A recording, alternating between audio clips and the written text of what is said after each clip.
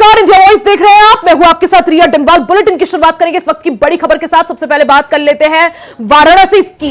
कल पीएम मोदी वाराणसी के दौरे पर रहेंगे, जनसभा को संबोधित करेंगे, जीत के लिए जनता का आभार जताएंगे। तो लोकसभा चुनाव में वाराणसी से जीतने के बाद पीएम मोदी का यह पहला वाराणसी दौरा होगा। इसी वजह से यह दौरा काफी महत्वपूर्ण और खास। कल पीएम मोदी वाराणसी के दौरे पर रहेंगे, जनसभा को संबोधित करेंगे, जीत के लिए जनता का आभार व्यक्त करेंगे। आपको बता दें कि पीएम मोदी को वाराणसी के लोगों ने 1.5 लाख से ज्यादा वोटों से जीतकर एक बार फिर से तीसरी बार संसद भेजा।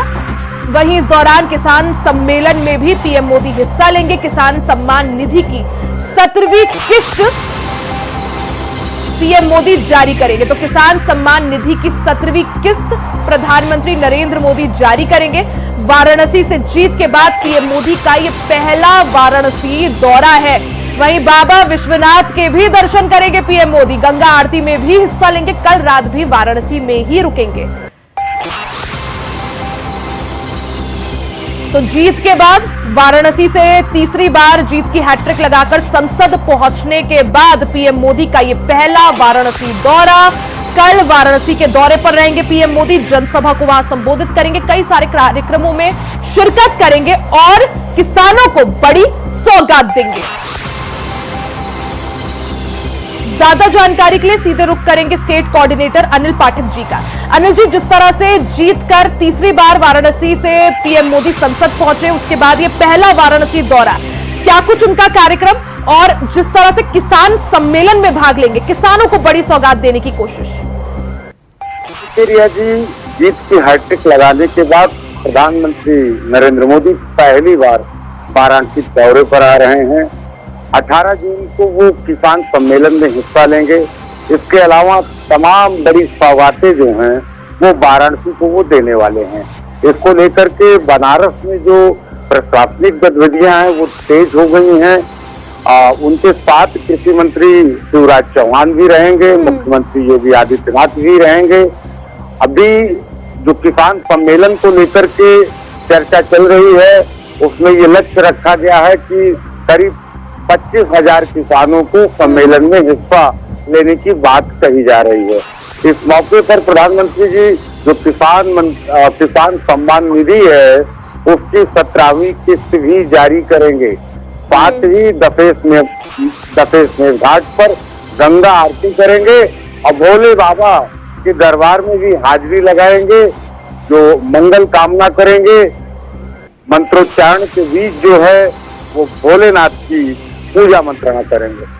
अनिल जी, जिस तरह से लोकसभा चुनाव में हमने देखा कि किसान जो थे थोड़ा नाराज यहाँ पर भारतीय जनता पार्टी से नजर आए और उसका नतीजा हमने हरियाणा, पंजाब और यूपी की भी कुछ सीटों पर देखा, खासकर लखीमपुर खीरी की बात करें।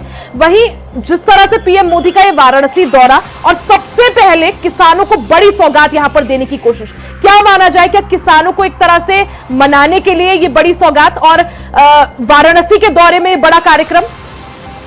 रिया जी, प्रधानमंत्री नरेंद्र मोदी ने तीसरी बार शपथ लेने के बाद एक मुश्त किसान सम्मान निधि की जो राशि थी वो देश से दिल्ली से जारी कर दी है। अब उसके बाद वो सीधे वाराणसी के जो किसान हैं उनके खातों में, उनके बैंक खातों में वो सम्मान निधि चली जाए, इसके लिए भी वो कल जो है किस्त जारी करेंगे। जाहिर सी बात है कि किसानों को लेकर के प्रधानमंत्री का जो अपना नजरिया है वो एकदम साफ है। किसानों के सम्मान को लेकर के वो हमेशा तमाम तरह की योजनाएं लेकर आते रहते हैं और इसी तहत उन्होंने देश भर के किसानों को किसान सम्मान निधि जो है वो देने का काम किया है। अब 17वीं किस्त जो है किसानों के खाते में जाएगी। करोड़ों किसानों के खाते में देश भर के ये 17वीं किस्त जाना जो है शुरू हो गई है। अब वाराणसी के किसानों के खाते में ये कल जो है चली जाएगी और इसका आगाज जो है खुद प्रधानमंत्री करने जाएंगे। अनिल जी, जब भी प्रधानमंत्री नरेंद्र मोदी वाराणसी पहुंचते हैं वो किसी उत्सव से कम नहीं होता है। हजारों लाखों की संख्या में लोग उनसे मिलने के लिए, उन्हें देखने के लिए जुटते हैं। ऐसा ही हमने नजारा तब भी देखा था जब वाराणसी से नामांकन किया था और जनसभा की थी। उसके बाद अब जिस तरह से कल पहली बार जीतने के बाद और तीसरी बार सरकार बनाने के बाद पीएम मोदी वाराणसी पहुंचेंगे, वो भी किसी उत्सव से कम नहीं होगा। लेकिन वही विपक्ष इस बात पर चुटकी भी लेता है कि राहुल गांधी 4 लाख से ज्यादा वोटों के अंतर से जीते, लेकिन बनारस में जहां पीएम मोदी ने इतना काम किया, 2 बार बनारस से चुनाव लड़के जीते, लेकिन तीसरी बार जब वापस आए तो वहां पर वोटों का अंतर जो है महज 1.5 लाख रह गया। आप देख सकती है जी, वाराणसी में प्रधानमंत्री नरेंद्र मोदी का जो मार्जिन है वो कम हुआ है। इस बार जो है कांग्रेस के जो अजय राय हैं उनको करीब 4,60,000 के आसपास वोट मिला है। प्रधानमंत्री का 1.5 लाख से अधिक वोट से प्रधानमंत्री वाराणसी से आप जीते हैं। तीसरी बार जीत की हैट्रिक लगाई है उन्होंने। लेकिन जो इनका दौरा हो रहा है जीत के बाद प्रधानमंत्री का, इसमें कुछ खास परिवर्तन नहीं है। प्रधानमंत्री की जो छवि है, माँ गंगा की आरती, अभोले बाबा के धाम में जो है मंत्रोच्चारण के बीच पूजा आराधना का काम वो पहले की तरह वो करेंगे। कल दौरे में भी वो भव्यता उनकी देखने को मिलेगी। वो गंगा आरती में भव्य और दिव्य बनाने के लिए पूरा भरसक प्रयास करेंगे। माँ गंगा की शरण में होंगे। वहीं भोलेनाथ के श्री काशी विश्वनाथ मंदिर भी वो जाएंगे, जहाँ पर दिव्य जो है वो पूजा अर्चना करेंगे और एक मैसेज देने की कोशिश करेंगे कि देखिए उनके जो क्रिया जो करने का ढंग है, जो हिंदुत्व का उनका मैसेज है, उससे कहीं से भी कोई बदलाव नहीं है। भले ही एनडीए की सरकार गठबंधन में चल रही है।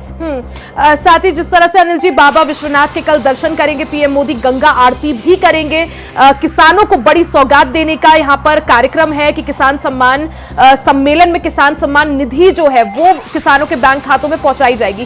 क्या माना जाए, क्योंकि वाराणसी का उनका ये दौरा और तीसरी बार सरकार बनाने के बाद जब पहली बार वाराणसी पहुंच रहे हैं, तो क्या वाराणसी की जनता के लिए भी कुछ बड़े ऐलान की संभावना है यहाँ पर?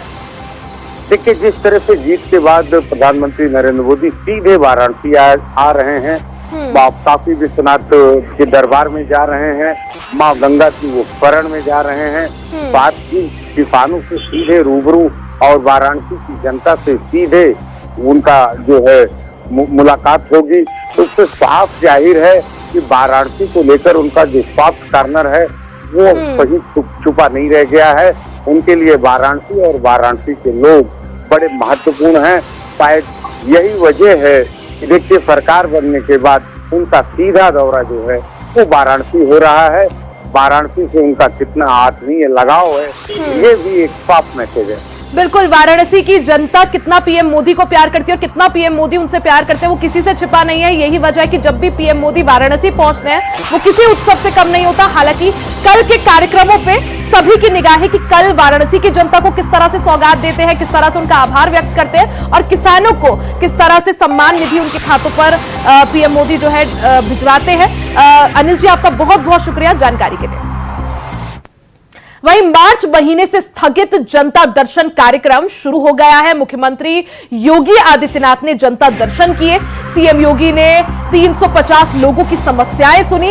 लखनऊ और गोरखपुर में सीएम योगी ने फरियादियों की समस्याएं सुनी। आचार संहिता प्रभावी होने के चलते जनता दर्शन का जो सीएम योगी आदित्यनाथ का कार्यक्रम था वो स्थगित हो गया था, जिसके बाद अब एक बार फिर से वो शुरू हो गया है। सीएम योगी ने इस दौरान साफ तौर पर कहा कि हर जरूरतमंद को इलाज जरूर मिलेगा। हर व्यक्ति की पीड़ा को दूर करना हमारा संकल्प है। पुलिस और राजस्व से जुड़ी शिकायतें भी इस दौरान मुख्यमंत्री योगी आदित्यनाथ ने सुनी। आपको बता दें, लखनऊ और गोरखपुर में मुख्यमंत्री योगी आदित्यनाथ ने एक बार फिर से जनता दर्शन किए। जनता दरबार सीएम योगी आदित्यनाथ ने लगाया, जहां फरियादियों की समस्याएं उन्होंने सुनी और जल्द उनके निराकरण की आश्वासन जो है उन्होंने दिया। मार्च महीने से स्थगित हुए जनता दर्शन का कार्यक्रम एक बार फिर से शुरू हो गया है। सीएम योगी ने जनता दर्शन किए, जनता दरबार लगाया, लोगों की समस्याएं सुनी। 350 लोगों की समस्याएं मुख्यमंत्री योगी आदित्यनाथ ने सुनी। ज्यादा जानकारी के लिए लखनऊ से चंदन वर्मा हमारे साथ जुड़ गए हैं। चंदन, जिस तरह से मुख्यमंत्री योगी आदित्यनाथ का एक कार्यक्रम हमेशा चलता है जिसमें वो जनता दरबार लगाते हैं, लोगों की फरियादें और समस्याएं सुनते हैं और उनके हल के लिए उन्हें आश्वासन जरूर देते हैं, अधिकारियों को निर्देश भी देते हैं। वहीं आचार संहिता की वजह से मार्च महीने में कार्यक्रम स्थगित हो गया था, जो एक बार फिर से अब शुरू हो गया है। ऐसे में जनता के बीच कैसा रिएक्शन सामने आया सीएम योगी के जनता दर्शन को लेकर? बिल्कुल, देखिए रिया, जिस तरह से आचार संहिता लगी थी उसके बाद जब आचार संहिता खत्म हुई है तब योगी आदित्यनाथ ने अपने सरकारी आवास यानी 5 कालीदास मार्ग पर ही जनता दर्शन यानी जनता दरबार लगाना स्टार्ट कर दिया था। और करीबन जो जनता है 100 से 200 की तादाद में जनता पहुंचती थी और जनता दरबार में जो तमाम जिनकी समस्याएं रहती थी वो मुख्यमंत्री से मिलते थे और मुख्यमंत्री को अपनी समस्या बताते थे और मुख्यमंत्री उनकी समस्याओं का जो समाधान है उसके लिए भी उनको त्वरित कार्रवाई के आदेश देते थे। हालांकि जिस तरह से गोरखपुर मुख्यमंत्री पहुंचे और मुख्यमंत्री में पहुंचने के बाद आज सुबह ही मुख्यमंत्री योगी आदित्यनाथ ने जनता की फरियाद सुनना शुरू किया। करीबन 300 से 350 की जो जनता थी वो वहां पहुंची थी, मुख्यमंत्री योगी आदित्यनाथ से मिली। कई ऐसी समस्याएं हैं, वो चाहे बीमारी की समस्या हो, चाहे इलाज की समस्या हो, चाहे राजस्व की अगर बात की जाए तो तत्काल में मुख्यमंत्री योगी आदित्यनाथ ने लोगों की बातों को सुना, लोगों की फरियाद सुनी, साथ ही साथ जो संबंधित अधिकारी है उनको भी दिशा निर्देश जारी किया गया। हालांकि मुख्यमंत्री योगी आदित्यनाथ तमाम तरह जो जनता आई थी उसकी बात सुना, साथ ही साथ अगर इलाज की देखते बात की जाए तो मुख्यमंत्री योगी आदित्यनाथ ने इलाज के लिए हर संभव मदद के लिए कहा कि हर संभव मदद जो सरकार की तरफ से हो सकती है वो सरकार की तरफ से मदद दी जाएगी और जो जिनका इलाज चल रहा है, जिनके पास पैसे की समस्या, उनको सरकार के द्वारा उनको राहत कोष से, मुख्यमंत्री राहत कोष से उनके इलाज के लिए एस्टीमेट बना के अस्पताल जब भेजेगा उसके बाद उनको अस्पताल को वो पेमेंट करा जाएगा। हालांकि अगर बात की जाए राजस्व की, क्योंकि तमाम जो जनता आई थी उसने राजस्व का भी सवाल खड़ा किया था, तो ऐसे में जो तमाम अधिकारी हैं, जो संबंधित अधिकारी हैं जिला स्तर पर, उनसे भी मुख्यमंत्री योगी आदित्यनाथ ने बात किया और साफ तौर पे मुख्यमंत्री योगी आदित्यनाथ का कहना है कि जनता के साथ कोई भी हीला हवाली नहीं चलेगी। जिस तरह से कोई भी अगर अधिकारी नहीं सुनता तो उसके खिलाफ तत्काल प्रभाव से कार्रवाई की जाएगी। जी बिल्कुल, यानी यहाँ पर जितनी भी फरियादें आई मुख्यमंत्री योगी आदित्यनाथ ने सभी की समस्याएं सुनी और उसके बाद जल्द से जल्द उन समस्याओं को हल करने का आश्वासन यहाँ पर लोगों को दिया गया। वहीं चंदन, अगर बात करें कितने लोगों की समस्याएं, कितने सारे लोग जो है अपनी समस्याएं लेकर आए थे और क्या कुछ समस्याएं सामने आई?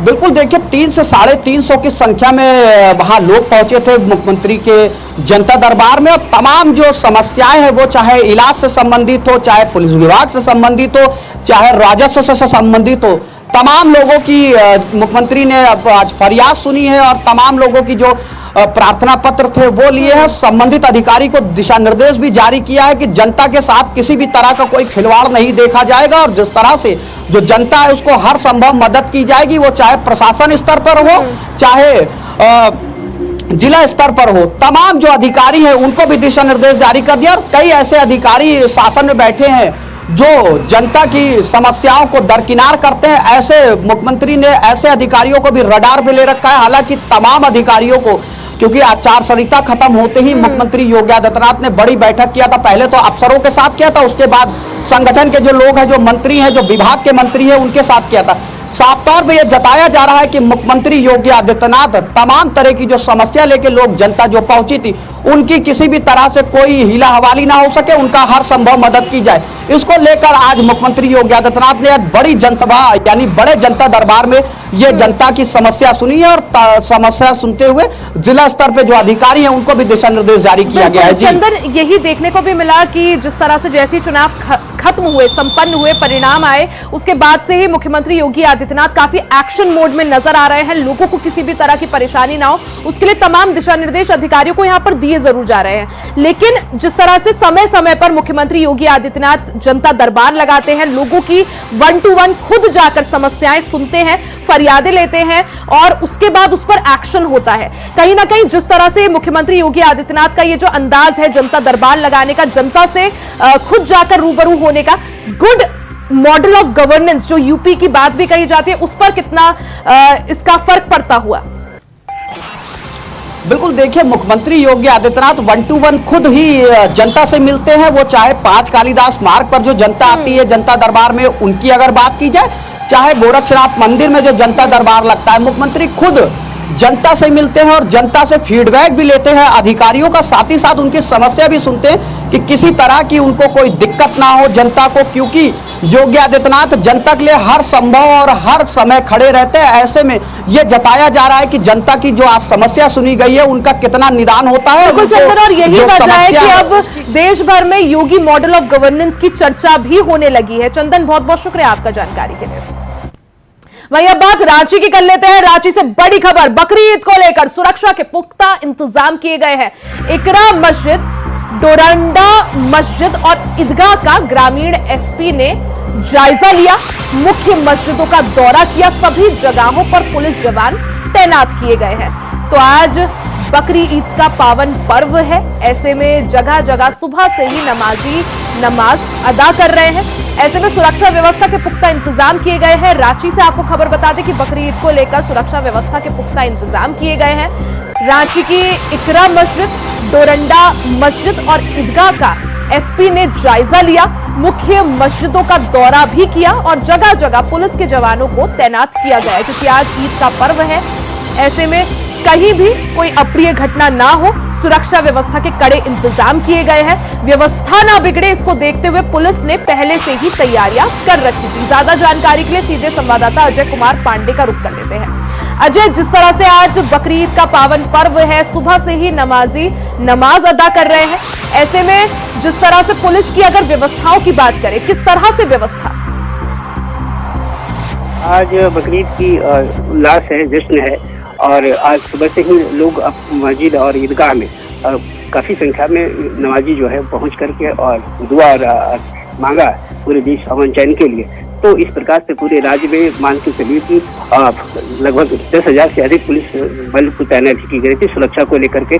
और की रांची राजधानी में भी लगभग 2,000 से अधिक पुलिस जो है विभिन्न जगहों में मस्जिद और ईदगाह में पुलिस बल की तैनाती की गई थी और खुद मॉनिटरिंग एसपी और ग्रामीण एसपी इसको देख रेख कर रहे थे। तो आज शांतिपूर्वक जो है नमाजी ने अपने गांव में पहुंच करके मस्जिदों में पहुंच करके नमाज अदा किया है और निश्चित रूप से राज्य में या देश में सुख शांति अमन चैन की कामना की है। बिल्कुल, यानी सुरक्षा व्यवस्था के पुख्ता इंतजाम किए गए हैं। जो मस्जिदें हैं या जो ईदगाह है, वहां पर किस तरह से, कितनी संख्या में सुरक्षा के लिए जो है लिहाज से पुलिस बल की तैनाती की गई है?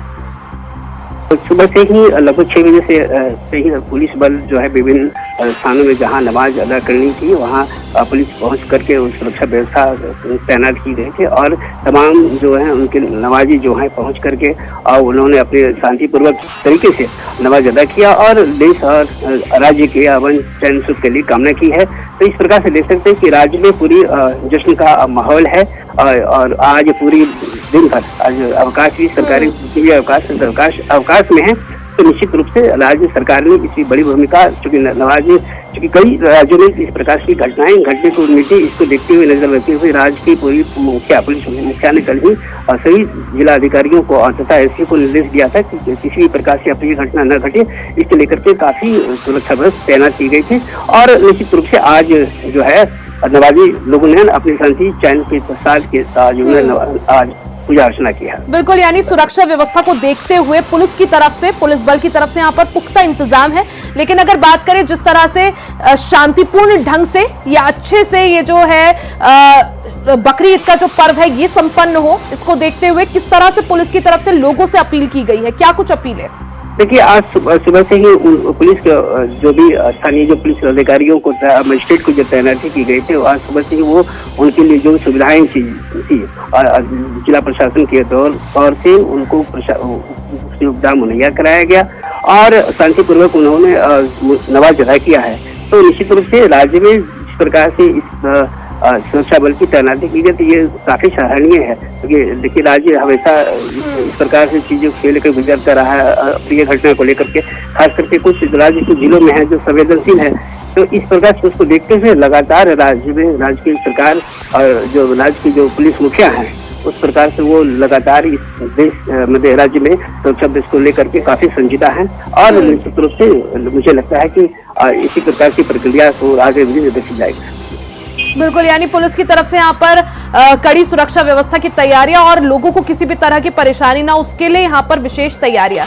वहीं अजय, अगर बकरीद की बात करें, क्योंकि आज बकरीद का त्योहार है, ऐसे में लोगों के बीच कैसा उत्साह और कैसा जोश, कैसी उमंग देखने को मिल रही है? देखिए, इसकी बकरीद की लगभग एक सप्ताह से राज्य में अब की जा रही है। अब हर लोग जो भी हैं, समुदाय के लोग जो हैं, अपने तरीके से अपनी तैयारी कर रहे थे और खरीदारी वगैरह की जा रही थी। तो निश्चित रूप से जश्न का माहौल है और राज्य में मुझे लगता है कि पूरी संदर्भ जो संभावना की बात जो हम करें राज्य में, तो झारखंड में एक मिसाल देखने को मिल सकती है। क्योंकि इसकी खास करके ईद और बकरीद की बात करेंगे तो इस राज्य में अभी तक जो भी राज्य झारखंड राज्य अलग बना है, वैसी स्थिति में कभी भी अप्रिय घटना की सूचना आज तक नहीं मिली है। तो निश्चित रूप से ये सराहनीय है और ये काबिलियत है इस राज्य में इस प्रकार की चीजें शांतिपूर्वक मनाई जा रही है। बिल्कुल, यानी लोगों में जो है खासा उत्साह देखने को मिल रहा है बकरीद को देखते, वहीं सुरक्षा व्यवस्था बने रहे इसको देखते हुए पुलिस बल भी पूरी तरह से अलर्ट मोड पर नजर आ रहा है। अजय, बहुत बहुत शुक्रिया आपका जानकारी के लिए। वहीं अब बात लखनऊ से बड़ी खबर की कर लेते हैं। उपचुनाव में कुछ सीट के लिए सपा से बात करेगी कांग्रेस। गठबंधन की परंपरा को उपचुनाव में भी रखा जाए, ऐसा कांग्रेस का कहना है। जल्द ही कांग्रेस और सपा में बातचीत के लिए बैठक होगी। इस बैठक को गठबंधन के तौर पर माना जा रहा है।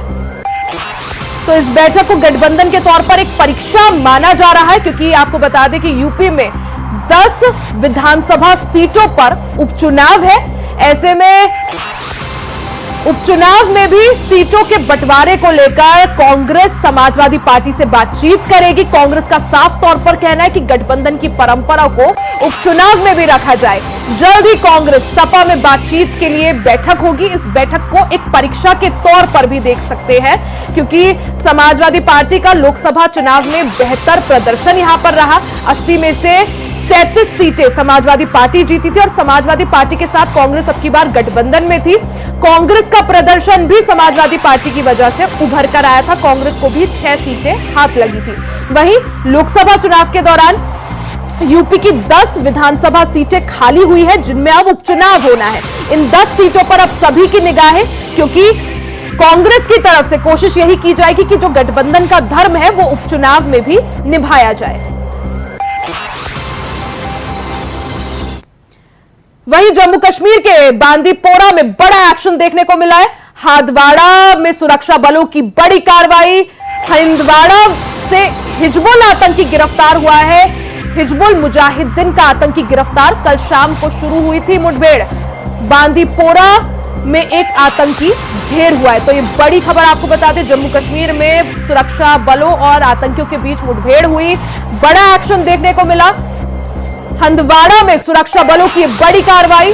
हंदवाड़ा से हिजबुल आतंकी को गिरफ्तार किया गया है। तो ये बड़ी जानकारी आपको दे रहे हैं। जम्मू कश्मीर में जिस तरह से वैष्णो देवी यात्रा के दौरान हिंदुओं के ऊपर आतंकियों ने अटैक किया था, उसके बाद ये बड़ी कार्रवाई, ताबड़तोड़ कार्रवाई लगातार जारी है। जम्मू कश्मीर के बांदीपोरा में बड़ा एक्शन। हंदवाड़ा में सुरक्षा बलों की बड़ी कार्रवाई। हंदवाड़ा से हिजबुल आतंकी को गिरफ्तार किया गया है। हिजबुल मुजाहिद्दीन का आतंकी गिरफ्तार। कल शाम ये मुठभेड़ शुरू हुई थी, जिसके बाद इस मुठभेड़ में एक आतंकी को अब तक ढेर किया जा चुका है।